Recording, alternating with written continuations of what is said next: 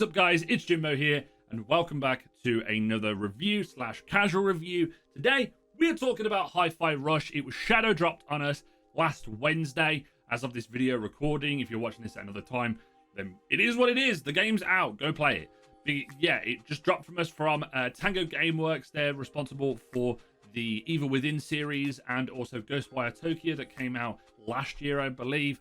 But this game is going to be on my list at the end of the year, most likely if there's any other big surprises for the Game of the Year awards, and I think we will be talking about this game later on in the year. But let's talk more about Hi-Fi Rush. Hi-Fi Rush is a third-person rhythm-based action adventure game with platforming sections, boss fights, but ultimately the main hook of the game is that you are going to be fighting enemies in time with music. Music's a heavy influence on this game alongside the amazing art style, and ultimately you go from the beginning trying to take down this big corporation, and you have a whole cast of characters. Speaking of some of the characters, I really enjoyed Peppermint, Macaron. There's 808, which is one of the cats, or the cat that is like an assistant to you. There's also a robot called Cinnamon, which is a personality test robot that adds a lot of stuff like that. And all of the characters that you have in the game play into the dialogue. They're light-hearted, they're funny. I enjoyed them. It's just kind of like a wholesome type story with all of those, and you kind of learn to be invested in their stories, and it's not too heavy. Ultimately, you go and beat the big bad, and then the story is you're just taking down this big corporation. But yeah, it's super simple, but it leaves so much on the table when it comes to the gameplay, level design, art style. It leaves like the room for that to be the best part of the game. The story is not going to be this most amazing thing in the world, but it kind of serves its purpose, which I liked. I enjoyed it. You may not like it. Some people did. Some people didn't. I don't know, but I loved it. Let's talk about the animation in this game. It's top tier. It's probably one of the best animations that I've seen. It feels like I'm playing an anime slash cartoon show the entire time throughout the game. There's really cool colors, really like I say oversaturated colors. There's the way that the world moves in time with you. There's some really cool platforming sections that take advantage of the colors in the game, and also the music in the game, which I'll talk about a little bit more in just a moment. But the main thing is the animation in the cutscenes, in the dialogue that you're having with people, in the actual combat itself. There's a lot of words that are thrown out, and greats and perfects and stuff like that, and really cool action special moves that you will get to see when you're playing the game. And I'm just a sucker for great animation, and especially in this art style. It's like Borderlands shell shaded type art style, but also kind of anime inspired and Japanese inspired, and also cartoon show. And yeah, it kind of just plays into everything, and that's why I wanted to talk about the animation and the art style in this game, because it also influences the music, and how the influence of the music is towards the level design and the animation style. And it just I can't wait to talk about this game more later on in the year, or just recommend this to people because it's so good. Let's talk about the level design though, because the level design is going to be the main thing that you interact with when you're playing this game. It essentially is like you go from one combat arena to the next combat arena with light exploration, things in the areas, like there's boxes to go and find, little secrets. It kind of harkens back to those early PlayStation 2, Xbox like platformers slash adventure games that you wouldn't have too much to do in the overall like gameplay aspect of the levels, but you would go a long way and you would find all these different secrets. Another aspect of the level design that I really like is the sheer variety of the different levels. There's a few different areas that you go to, like research and development, finances. All of these areas are around the industry or Vandelay Industries, which is where you've got Chai gets his arm from. And then on top of that, they go from being the 3D action, like third-person element, into more of a side-scrolling parts as well.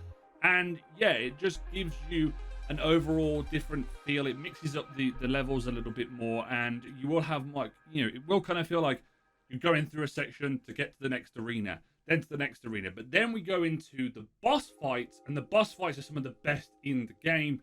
I loved one where you essentially fight a person, like a big robot. Then there's another one where you have a music battle with a performer. Then the final boss is kind of amalgamation of all these different things as well. And when you get the timing down of the gameplay and the level design kind of hits, and you get to the end of the game, you feel so cool.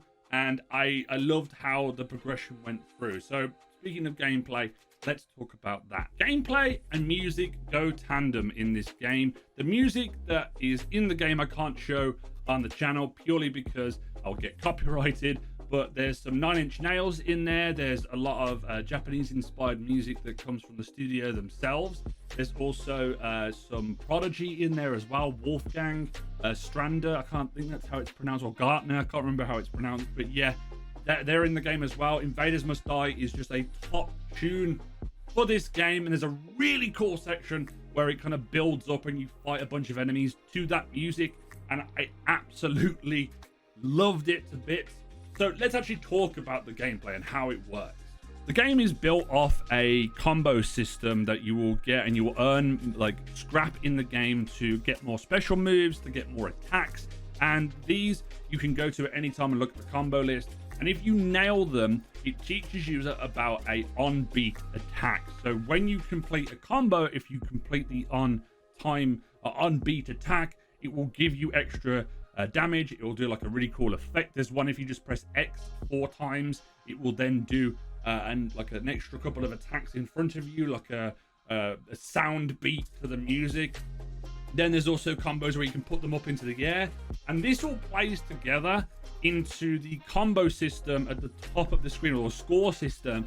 So you get scored on your timing to the music, you get scored on how quickly you could beat the combat encounter, and then also your overall score. And you get ranked from S, I think, all the way to like C or D, I think it is. But when you hit that S level and you are really vibing with the music and you're hitting your combos all the time, it's just amazing. Like, I had a point where you get helpers in the game, Peppermint and also Macron, and then there's the last person, which eludes me. Corsica is the security chick that you kind of befriend and kind of turn to your side, and she comes onto you, and they all have different elements. For example, Macron can help take out enemies that have big shields that need to have heavy attacks done to them. Peppermint can do attacks to enemies that put actual like blue shields around them. There's flame enemies in the game, and that's how Corsica comes into the play. She can also help build up stun meter on enemies a lot more, and it's just really tight gameplay loop that comes together, because when you start rolling with the music and you kind of cycling through them, because you can cycle through your assists at any time, they can all go on cooldown, and when you're pressing right trigger to get them in time with the music alongside your combos, and then you can spend meter to do big special attacks where you combo them together. There's one that was called Double Rift that I used quite a lot. Essentially, you both fire a bunch of guns slash guitar riffs at the enemies, and it just all comes together so nicely and plays into the music, the animation, the score system that keeps you on being addicted and get a higher score, and you could probably go back through the game and get a higher score, get S rank on everything, which I know a lot of people are probably going to do. Then there's the fun dialogue, and it just smashes it all together and makes me love the game even more. Before I forget, let's talk about the playtime and the pricing of the game before we go through my final thoughts. If you're an Xbox Game Pass subscriber on PC or on the regular Xbox S or S, then you can get this as part of your subscription to the Xbox Game Pass. If you want to buy this outright on the Xbox, here's the thing. It's £30 on the Xbox. And on Steam, it's probably roughly around the same. I think it's probably about £26.99, £27. So all of this, a fun package for like basically free if you own a subscription to the Game Pass. If you want to get it on Steam, it's like £27. You can play this, I believe, on the Steam Deck. And then if we're going to talk about actually playing this in the playtime of the game, you have roughly around about 8 hours that you'll have playtime on it. I had a decent amount of time jumping into it, and then also on top of that, there's like an end game thing that you can do where you go back and get like secrets and stuff, basically 100% in the game. And then there's some time challenges as well you can go and do, so that will probably extend that maybe a couple of extra hours. but for the price, definitely worth it. It's like half the price of a AAA title for AAA quality, and that's why I would definitely recommend that you go and get this now, especially if you're an Xbox user, because it's essentially part of your subscription. So yeah, don't miss out playing this. My final thoughts though.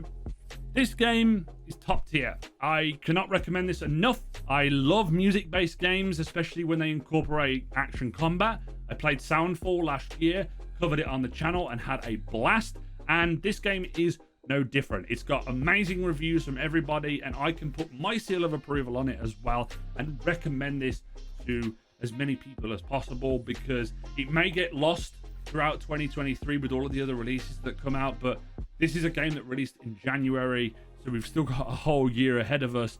But the animation is top tier, level design is awesome, gameplay is amazing, the music choices and the way that the game combines everything all together. Story is fun, lighthearted, and you won't be disappointed. But yeah, go and play Hi-Fi Rush. I highly, highly recommend. But if you enjoy these casual reviews and how I want to do them in future, then please make sure you leave a like on it, subscribe to the channel for more of them, and also turn on that notification bell.